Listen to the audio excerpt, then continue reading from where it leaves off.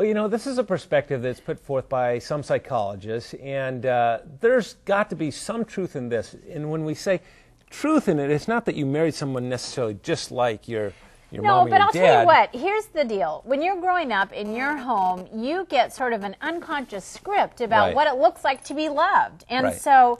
and inevitably, you weren't loved on some level. Right. I mean, people make mistakes. We all had parents that were fallible. And some really bad mistakes and some just subtle mistakes. So we come out of this relationship with those little wounds. I don't want to over-dramatize this, but we do come out of our childhood with some wounds that we're looking to be healed again. Yeah. So some people are drawn to somebody maybe that reminds them of a parent that they have unfinished business with. That's absolutely the case. But it's also the case that we're drawn to people that sort of in some way have those qualities that we were designed to feel loved when we're in their presence. It's sort of, I mean, there's even language where it's sort of an archetypal thing where you're attracted to somebody who has that kind of presence. Right, because... It's what's known. It's what's deeply known by Yeah, and this kind of feels heavy psychological stuff here, but it's got a lot of practicality to it as well, because it's kind of looking for areas where I'm looking to you to kind of make me feel better about myself in ways that my parents didn't. That's right. It's just,